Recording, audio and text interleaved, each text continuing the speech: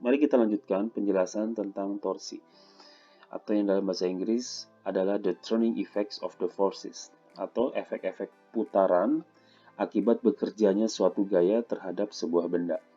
Sekali lagi, the turning effects of forces, called torque or torsi. Oke ya, kita lanjut penjelasan tentang momen gaya. Nah, momen gaya dengan mudahnya kita lihat gambar berikut. Ada sebuah batang di mana salah satu ujungnya kita jadikan sumbu putar yang dalam bahasa Inggris biasanya disebut pivot ya. Biasanya ini disebut pivot. Lalu di ujung lainnya itu dikenakan sebuah gaya F ya. Di ujung lainnya dikenakan sebuah gaya F dan ada jarak antara sumbu putar atau pivot ke gaya yang kita kasih kode R. Tapi ini sebenarnya disebut lengan gaya. Besar torsi sebagai berikut. Tau sama dengan F dikali R. Tau itu torsi, F-nya gaya, dan R itu lengan gaya. Nah, istilah lengan gaya ini adalah istilah yang baru kita perkenalkan ya di kelas 11 ini ya. Lengan gaya itu apa? Nah, lengan gaya, mari kita perhatikan. Lengan gaya adalah jarak dari sumbu putar ke titik tempat gaya diberikan. Ya, jarak dari sumbu putar atau jarak dari pivot nih dari sini ke titik tempat gaya diberikan. Berarti di sini nih. Berarti jarak dari pivot ke sini. Nah, itulah lengan gaya. Ya, dalam gambar pertama ini seolah-olah lengan gayanya itu adalah panjang bendanya. Tapi belum tentu ya, lengan gaya itu selalu sama dengan panjang benda, belum tentu. Kita lihat gambar yang di bawah. Ada sebuah benda di mana sumbu putarnya sudah diberi tanda, ini pivotnya, lalu dikenakan 3 buah gaya, ada gaya 1, gaya 2, dan gaya 3. Ada F1, F2, dan F3. Nah, jarak dari F1 ke pivotnya itu kita kasih kode R1. Nah, inilah lengan gaya.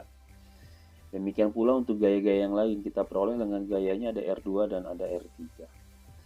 Nah, karena ada 3 buah gaya dengan 3 buah lengan gaya, maka kita bisa definisikan atau bisa kita simpulkan pada benda ini terdapat 3 buah torsi. Torsi 1, torsi 2, dan torsi 3. Bagaimana besarnya torsi 1, torsi 2, dan torsi 3? Mari kita perhatikan langkah-langkah penyelesaian masalah pada torsi.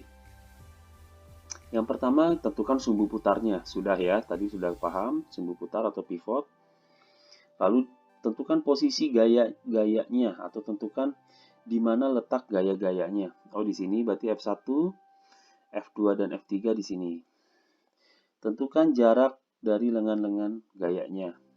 Sudah tahu ya, dari pivot ke F1 ya ada R1, dari pivot ke F2 ada R2, dari pivot ke F3 ada R3.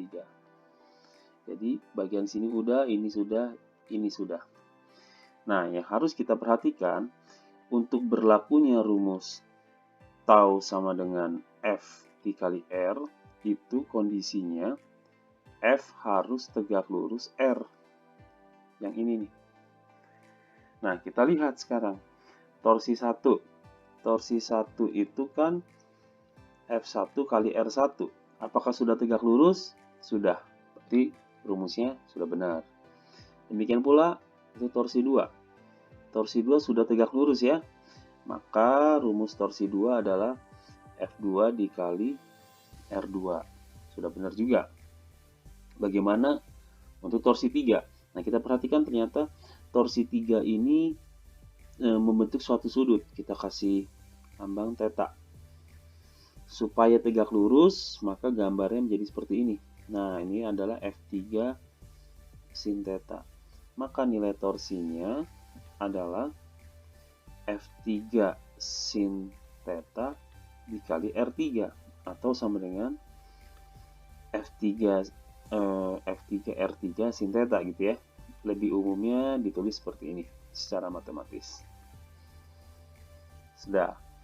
Ini sudah tegak lurus, betul, sudah tegak lurus, dan yang ini juga sudah tegak lurus.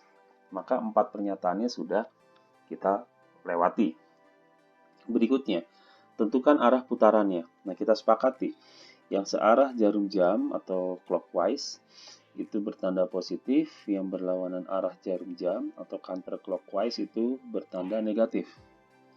Nah, untuk torsi 1, kalau kita amati, itu akan mengakibatkan searah jarum jam. Berarti ini positif. Torsi 2, kalau kita amati, akan mengakibatkan berlawanan arah jarum jam. Maka ini negatif.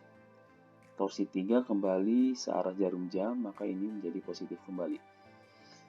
Kalau kelima, langkah ini sudah kita lewati dan kita analisis, maka kita bisa tentukan torsi totalnya.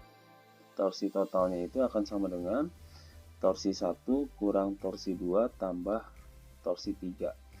Khusus untuk kondisi gambar yang berikut ini. Cukup paham ya? Kita lanjut. Oke, selanjutnya kita akan masuk ke contoh soal. Contoh soalnya adalah sebagai berikut. Tentukan torsi total apabila keterangannya adalah jarak A ke B-nya 4 meter, lalu AB banding BC-nya 2:3. Nah, pivotnya dari gambar, maka di titik B ya, kita tahu posisi titik B ini, karena dipakunya di titik B. Oke, kita lanjutkan. Untuk menjelaskan atau untuk mengetahui tentang torsi total, ikuti langkah-langkahnya. Yang pertama, tentukan pivot, sudah tahu di sini. Yang kemudian tentukan gaya-gayanya, ada 20 Newton dengan 25 Newton. Yang ketiga, tentukan lengan gayanya. Lengan gayanya berarti yang ini dari soal kita dapat 4 meter dari informasi soal. Yang BC-nya kita lihat bantuan dari informasi soal lainnya. AB banding BC 2:3. Maka di sini pasti 6 meter. Ya, setelah sudah dapat lengan gaya, pastikan gaya dengan lengan gayanya tegak lurus. Yang ini sudah tegak lurus, sedangkan yang ini membentuk sudut 37 derajat. Maka kita buat tegak lurus, yaitu 25 dikali sin 37, 25 dikali 3/5, ya, sama dengan 15 Newton. Setelah sudah, kita lanjutkan pengerjaannya. Kita cari torsi A-nya, ya, torsi A-nya berarti 15 dikali 4 atau sama dengan 60 Newton.